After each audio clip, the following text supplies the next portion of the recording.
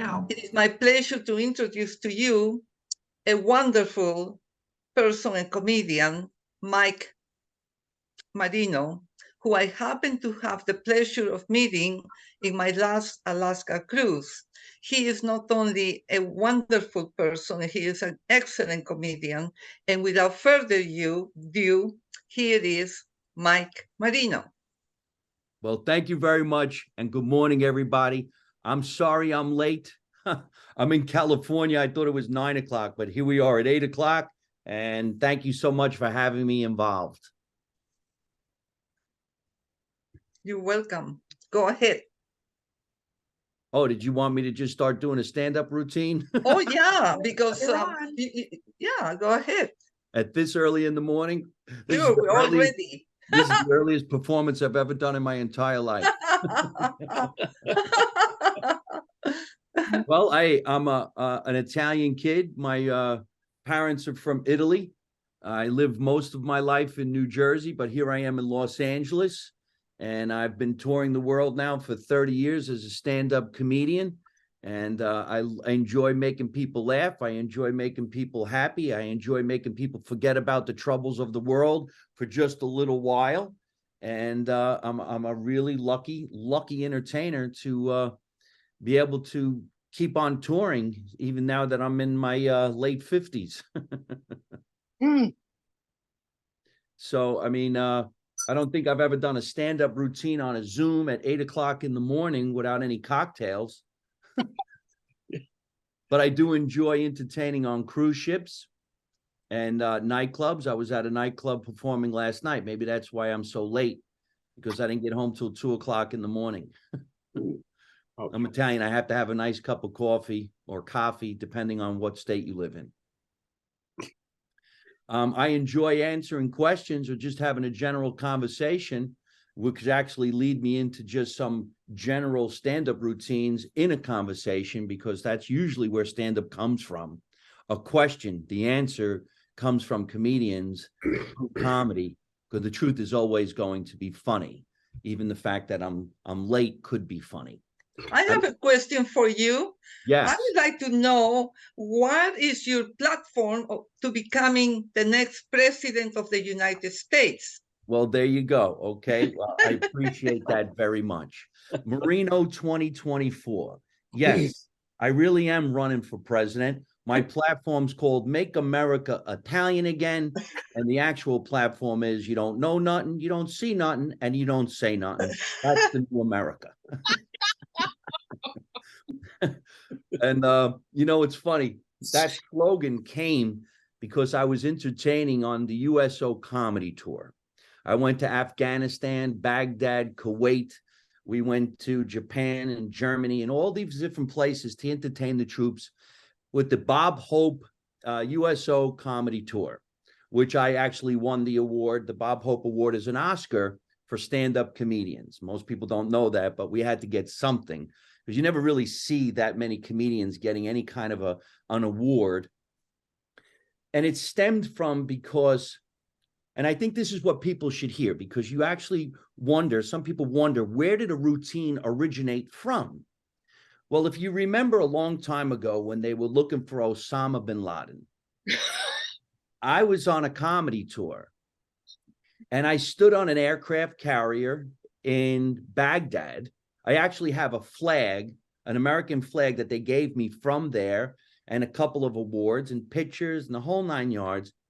But I felt really bad because the comedians go for 2 weeks and you perform in all these places, but you see American soldiers, men and women in the armed forces, they're only 18, 19, 20 years old, and they're not coming back like we were. So you feel bad because they have an opportunity to see apple pie America for an hour, and then that's it. And they're standing there with machine guns. They're on an aircraft carrier. There's like 5,000 of them. So I just couldn't help it. And I said, I'm sorry that this is this way, but if I was ever the president of the United States and I called it Make America Italian Again, Thomas suggested. I would say we're never going to send the Army, the Navy, or the Marine Corps to find anybody again. 2 Italians from New Jersey will come back in 24 hours. And it went viral. There was 14 million people watching that joke. And I don't know if people were thinking it's a joke or that's a great idea. And the people started screaming. And if you remember too, there was a time where they were saying France didn't want to be part of America. It didn't back America. It didn't have any of this.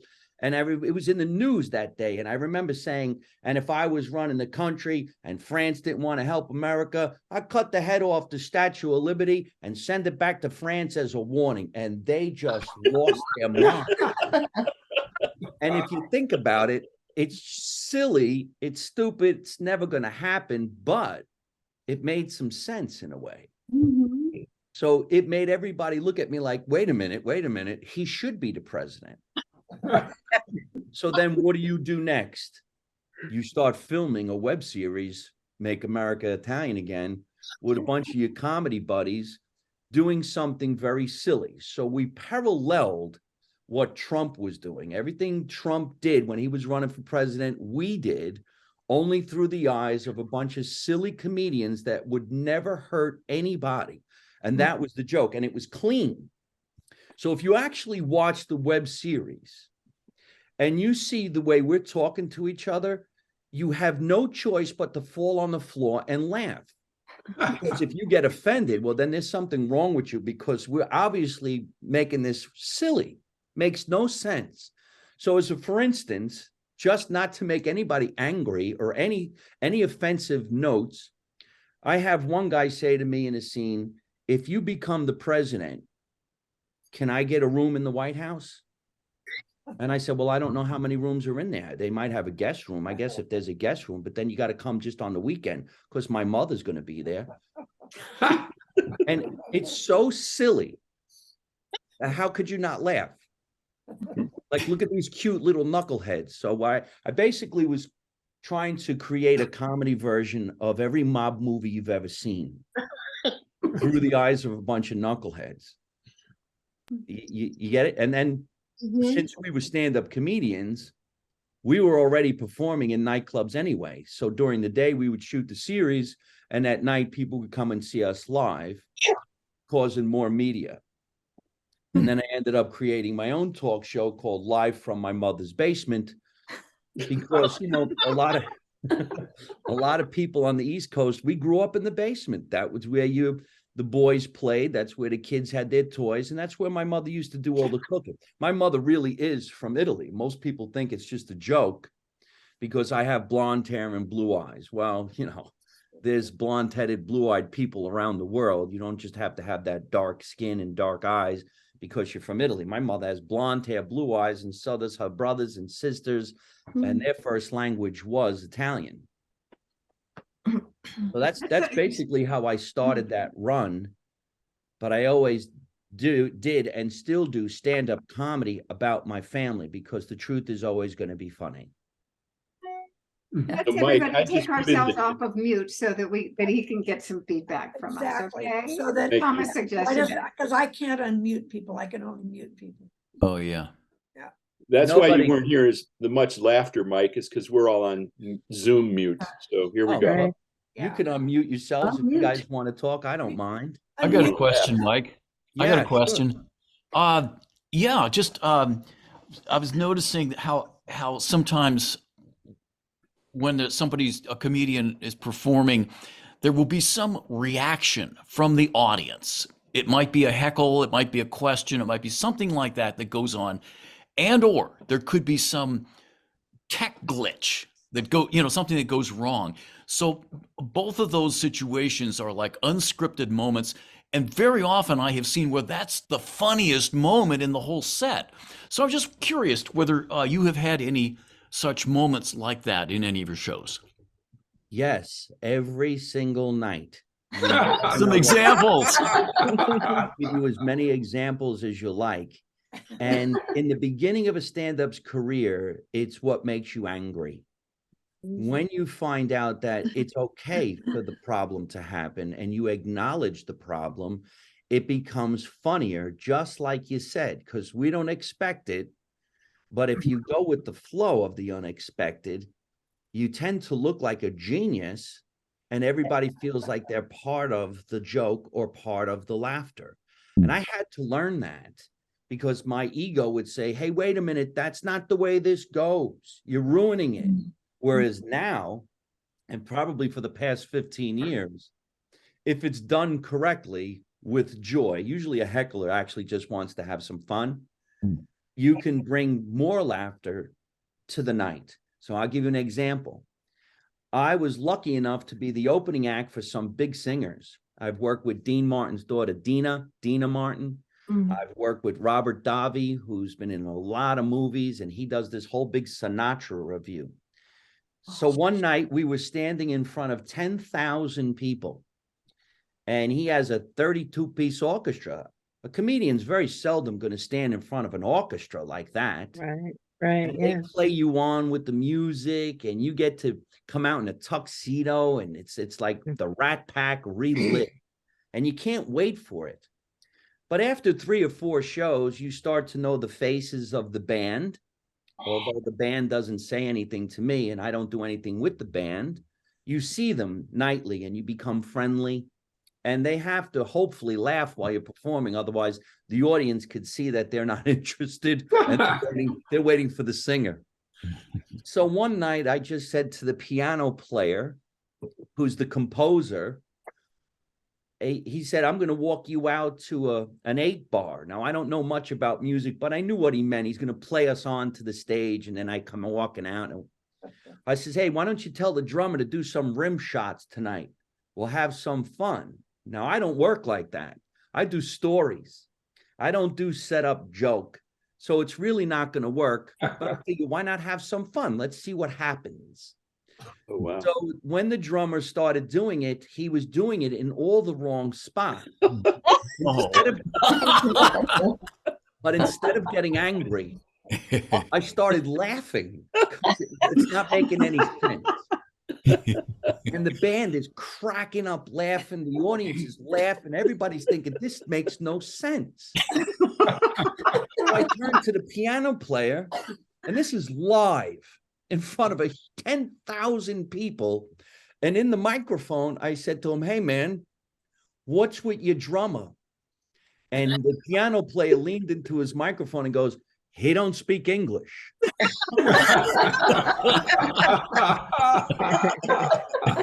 The audience is screaming, laughing. And I went into a whole verbal assault. And I go, you know why you don't speak English? Because he's really not a drummer. He's a criminal, and he stole all those instruments. Half your guys don't even belong here. That guy took a car, and we started riffing. At the end of the night, everybody came up to us and said, man, you guys must spend hours in rehearsal to get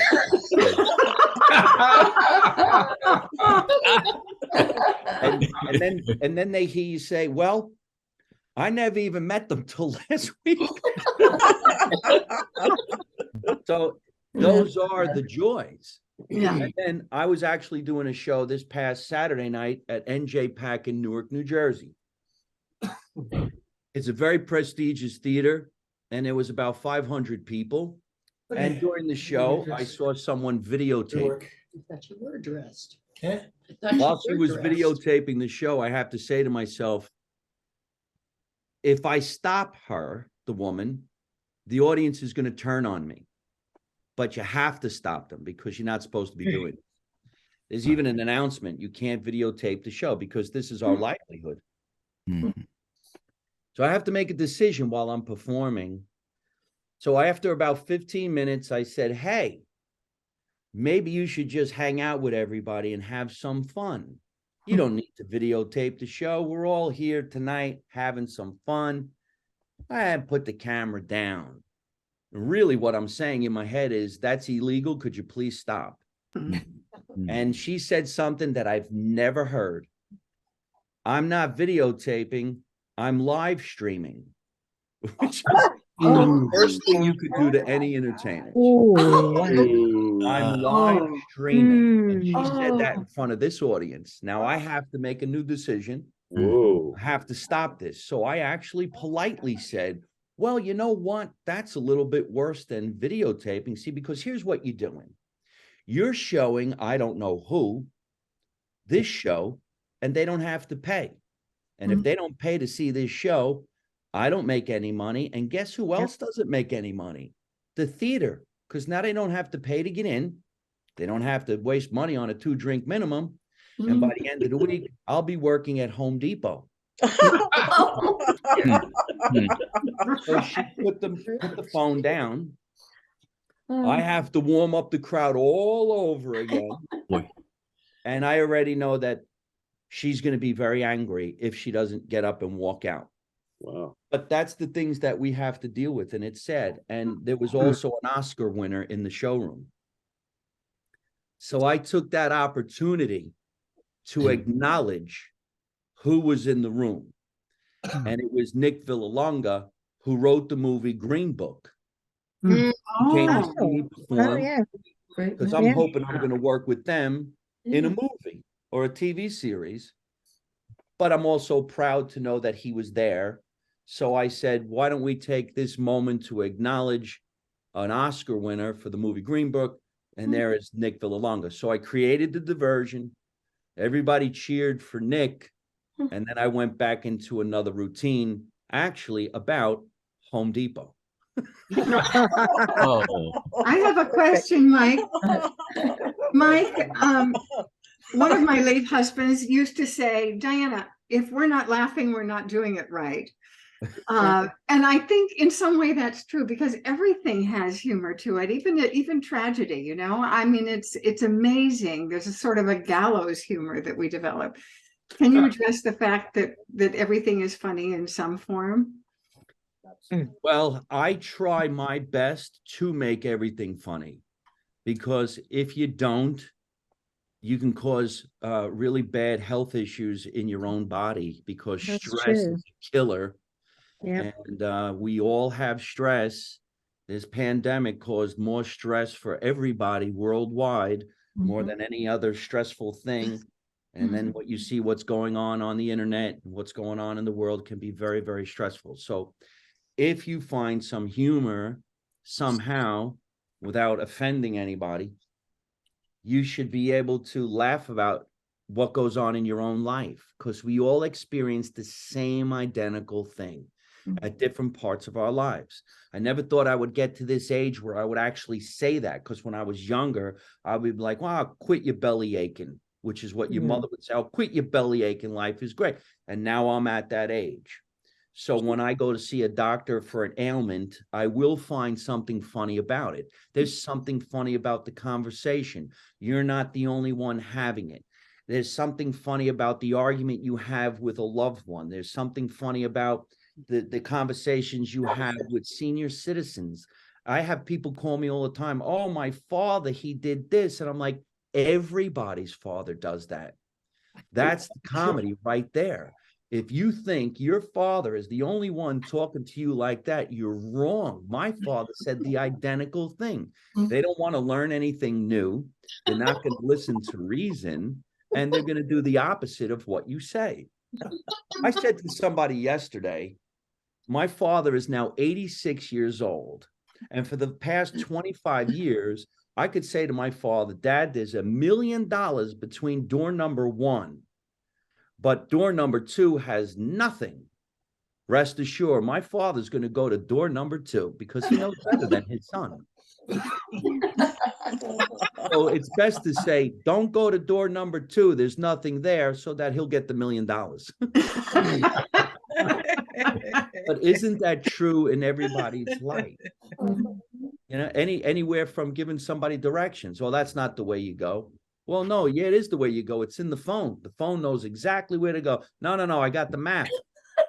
I got the map. Oh, yeah, well, take the map and open it over the front windshield so we don't know where we're going anyway. I never thought I would get to the age where I would start talking about just taking medications, because now we watch medication commercials that it looks like the side effects are 10 times worse than anything the drug's going to do that's good. They have a drug. It actually tells you if you take this, you're probably going to bleed. Or die. Which must avoid. True. So I take Lipitor because I have high cholesterol. And I had to make a joke about it. So I started taking Lipitor, and I saw the commercial for Lipitor, tells you how great it's going to be, but then it whispers and speaks very quickly how it's going to kill you and make you crap oil while you sleep. And then I got confused. I'm like saying to myself, well, what if that really happened? I'm a single guy. I could be out on a date with a girl and she could look at me and say, I think I smell crap. But my cholesterol level's fantastic. So you make a joke out of what really happened. And it's true. My doctor now is we're the same age, and I've been seeing him for 5 years. He's here in California. And I remember going to talk to him about my healthy check. Every January I go get my healthy check. And he said to me, he goes, you know, we don't have to do a prostate exam the way you used to back in the day. I could check your prostate just by a blood test. And I said to him, well, what if I'm old school and I want you to do it the other way? Can I get that? But isn't that a reality? I want to say, Mike, that one of the when you're talking about making that everybody has a father like that it's beautiful because it moves it out of the psychological realm of the individual, where it could become a criticism, and it makes it about the group, which is a celebration of our connectedness. And it's just such a beautiful move to go in that direction. I love hearing it, part of the technique of what makes it work. I would say, if you guys would like to know, one of the greatest jokes I created came from my mom's mouth completely. My mother's an old world Italian. Her whole life was about making food for the family. That's what she knew. That's what she did. She didn't go to a job. My mother never had a driver's license. She never drove a car. She was very tiny. And she would always say, come home early. I'm cooking dinner for the family. And I want you to enjoy what you're going to eat because you don't deserve it. And I'm not doing it no more. I've had enough. So my mother would end up cooking for 50 people every day. They weren't there, but just in case they came. How did she say that in Italian? Just like that, Jersey style. My mother would cook for the holidays. So for 55 years in a row, my mother would cook for Thanksgiving. And as soon as she was done, she'd say the same thing. This is the last time I'm going to cook for Thanksgiving, and I'm going to tell you why. Because your relatives don't appreciate your mother. You think they come over with a little coffee and cake or bring me the coffee and cake. You understand what your mothers tell you? And now I'm too old. I can't do it no more. Somebody else in our family should take a turn and cook. See what it's like to cook. I'll tell you what, call your Uncle Leo and you tell him to take a picture of all your relatives eating, because this is it. This is the last time I'm cooking. So then I took the joke to the extreme. And I said, my mom has been saying this for so long and so often that I believe it was my mother's greatest ancestor that was responsible for the Last Supper. And I would assume my mother would walk around back in biblical times yelling at everybody. And she would say to Jesus, Jesus, come here, I want to talk to you about something. First of all, stop telling everybody you're the leader. You live in my house. I am the leader of my house. Do you understand? And I don't like the way you dress. I want you to put your hair up in a ponytail and put shoes on. Stop walking around barefoot. It gives you a bad name. Now, you let me tell you something about your friends, JC. JC. These boys you want to keep calling apostles. They don't appreciate when I cook. You'd think they'd offer me bread and wine or come over the house and leave me a little bread and wine. Do you understand what your mother's trying to tell you, Jesus? And I'm getting too old now. I can't be doing it no more. Somebody else in our family should take a turn and cook. I'll tell you what you do. Call your friend Leonardo da Vinci, okay? Tell him I said, paint a big picture of all your friends eating, because this is it. This is the Last Supper. Nice. Yeah. I like that. I like that. Priceless. And That's for 40 hilarious. days and 40 nights, they fasted. Or she wouldn't cook. Until Easter came. And then she cooked. And that's why he rose again from the dead. He smelled the sauce and the meatballs.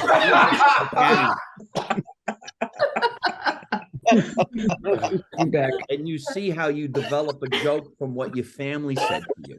Now, there might be somebody who's going to say, oh, wait a minute now, wait a minute. And then you feel like, oh, no, you wait a minute. My mother said that. So if you're mad, go talk to her about it. And it brings back the memories of all the Italian mothers I have known who sound just like that. Exactly. Or it's too perfect. Or any family, because a lot of families, whether you're from an Italian or Greek or whatever it is, they cook when the Jewish holidays come family. over. Jewish, of course. Of Of course. This past Thanksgiving, I try to be the glue in my family now. So I had Thanksgiving in the basement, and I invited over my mom's side of the family. And there used to be a kids' table, and then there's the adults' table, and the kids' Right. table still exists. But I pushed it together with the adults' table because the family has dwindled. We're all older. And I came up with another joke. I says, I always remember being at the kids' table and saying to the other kids, I'm next to sit at the adults' table. I'm older than you guys. I'm going to be next. We just have to wait for one of the adults to die so I can take over one of the chairs. Now, that might be sad, but it's the truth, isn't it? Who do you think's going to go? I don't know. They don't look so good, but I'll take that chair. And now you're going, I'd give anything to sit at the kids' table again. Bring them back here. Let them have their seats. I'll sit in the other room if I have to, just to talk to those people. Yeah.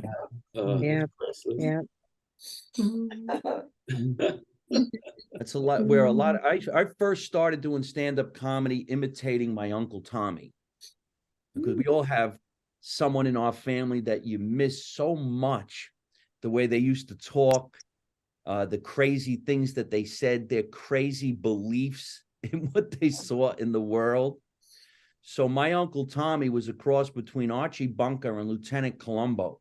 He always wore that big coat and the fedora, and he had false teeth, and he was, I think, just in his early 50s.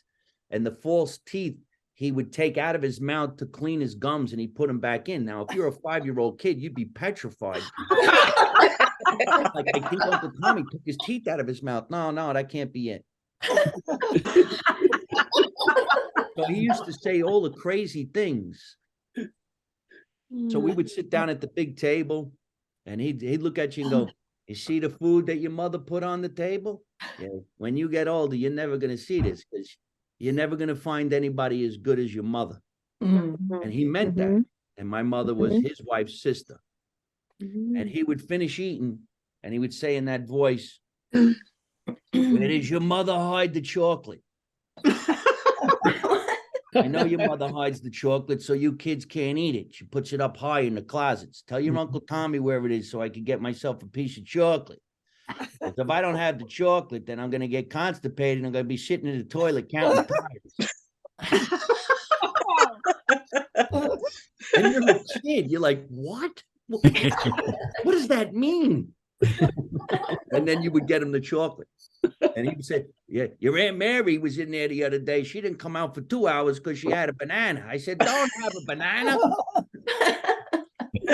And you're telling children these stories, which make no sense, but you're admiring this guy because you're thinking, man, he's the greatest guy ever lived.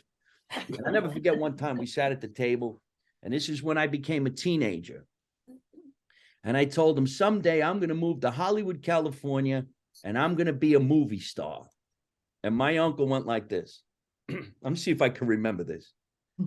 They don't make movies like they did back in when I was a kid. When I was a kid, they made beautiful romantic movies like that one movie that I'm never going to forget it. What was it called? It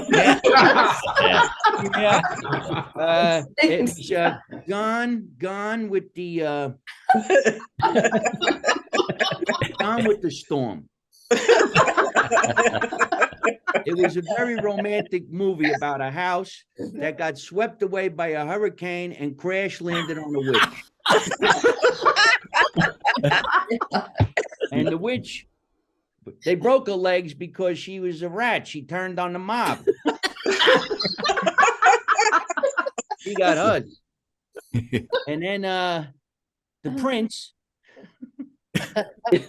who was played by James Humphrey Bogart, he spends his whole life looking for the girl with a foot that fit into the red ruby glass slipper. I'll never forget when he found her. They was in the bus station. And he said to her, frankly, my dear Stella, I could have been a contender.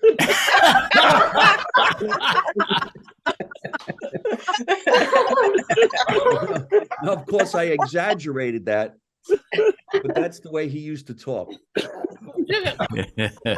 Oh, God. This is painful. This is great. You know, I started doing that character again, Uncle Tommy, because he was just the best, and he called everybody stupid. You're stupid. You see the guy down the thing over there? What? Because he's stupid. That's why. Oh, wow. But he made sense, and he was just that lovable guy. I remember one time we sat at the dinner table, and Reagan became president. I think it was at that time, and he goes, "You see what your president finally did on television? He listened to your uncle." I said, Uncle Tommy, you don't know the president. He goes, I knew him when he was a singer in Hoboken. Yeah. I said, Uncle Tommy, that's Frank Sinatra. He was a singer. Oh, no, they're all singers and actors, all of them.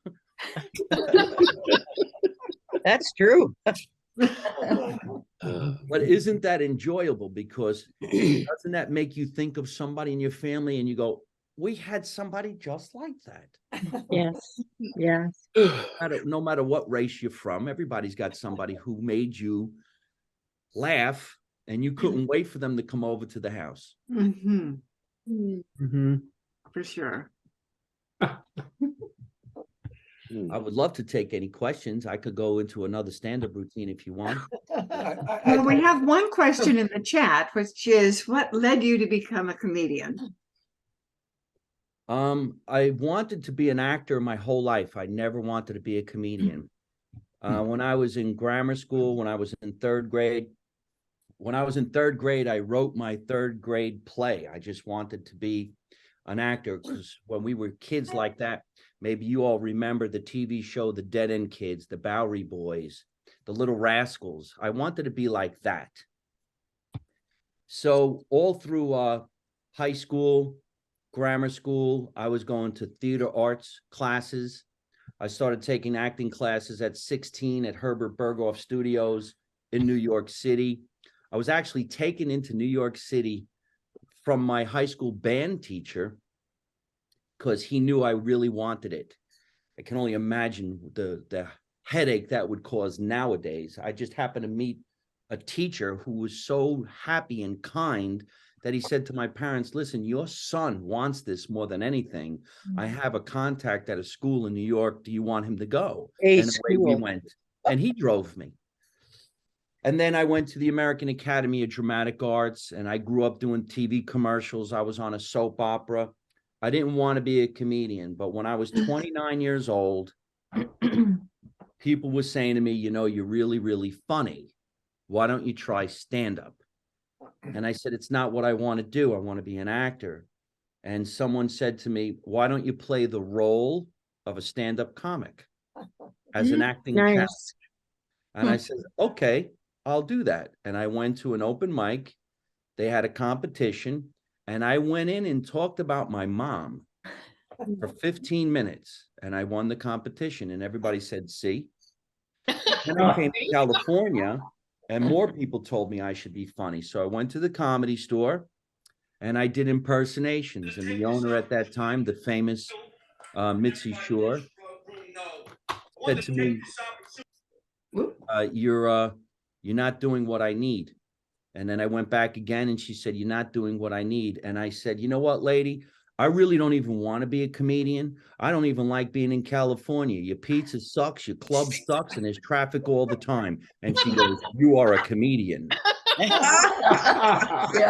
I'm like, really? And that's how that happened. My original stand-up routine was simply about being with my mother, because my mother never had a driver's license. She was I think she was afraid to drive. She didn't want to be on the roadway. So she's at your mercy when you get a driver's license.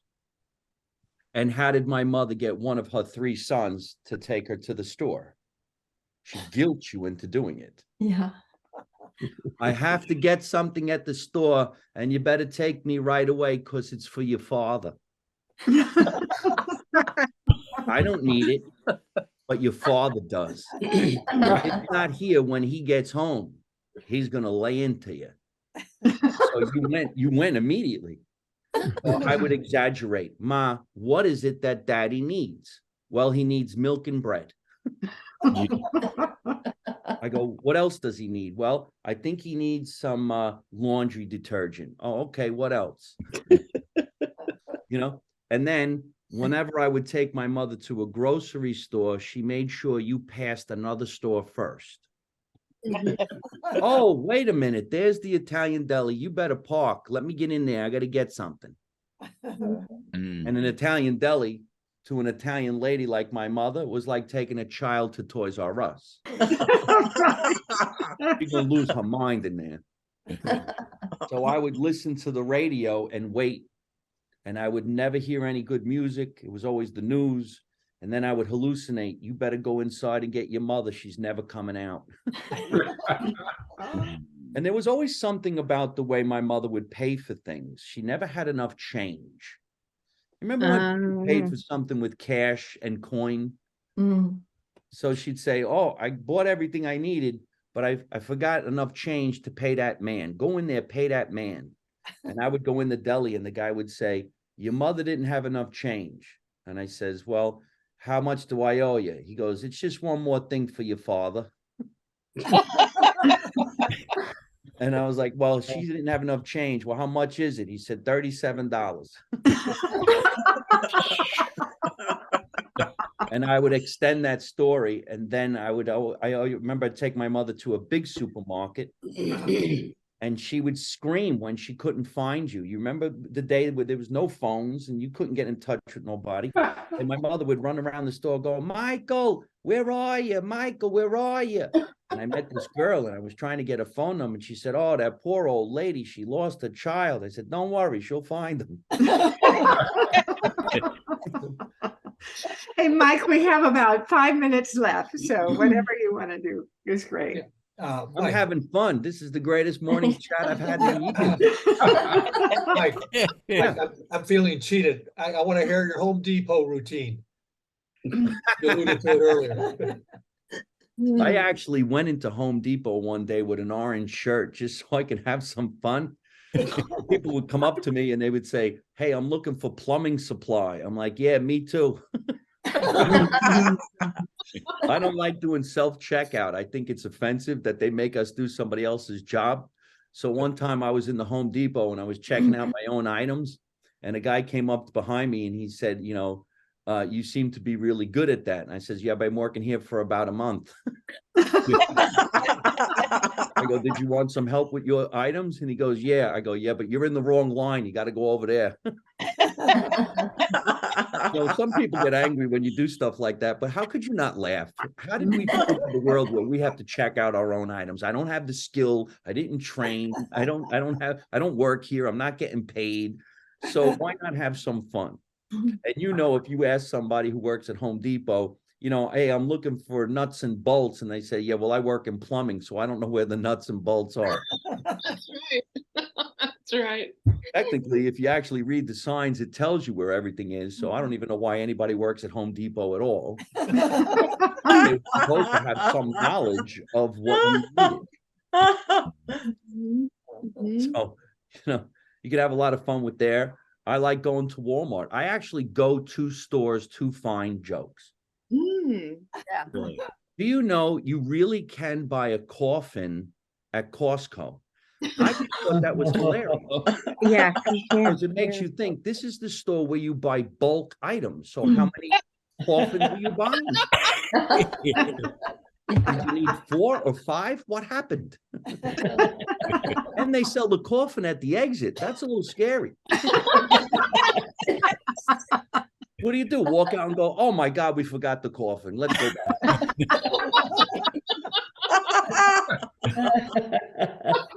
Exactly. Oh. Do you know you could buy bulk items at Costco? So that's where I get my Lipitor. When I went to go get Lipitor, you get 100 whatever pills. When I went there, the lady said, we're on lunch break. We don't come back for a half hour. I said, all right, I'll wait a half hour. And right next to where you buy the drugs is a place that sells hot dogs and hamburgers for $1. Right. So I bought a foot long for $1 while I was waiting for cholesterol lowering medication. Yeah.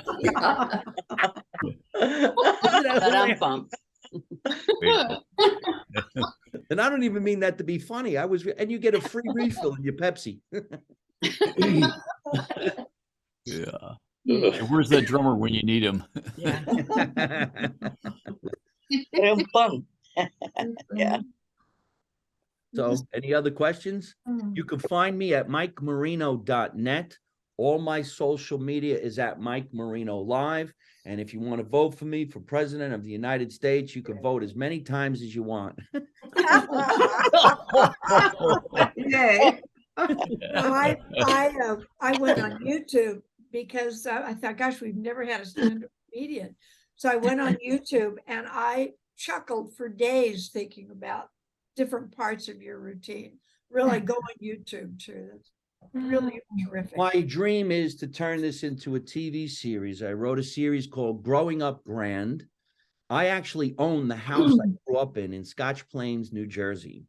And I wrote a show of my real life after 35 years of a successful run of comedy in Hollywood, going back to the little town to take over for the family because everybody's dwindling and moving on to heaven.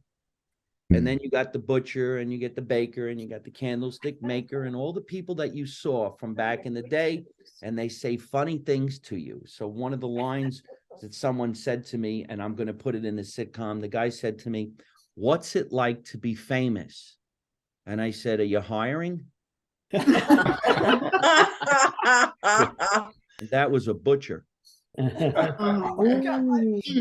So I think that's funny and endearing, and people like those things. Yeah, I think But you're funny and endearing, and it's just been a joy to have you here. We're all, our endorphins, all of our happy hormones are all going through us, and we're just very uplifted. Thank you so much, Mike. Absolutely. Thank you. Yeah. Have a great day, everybody. I'll see you again. All right. Okay, for sure. Thank you. Bye. Thank you.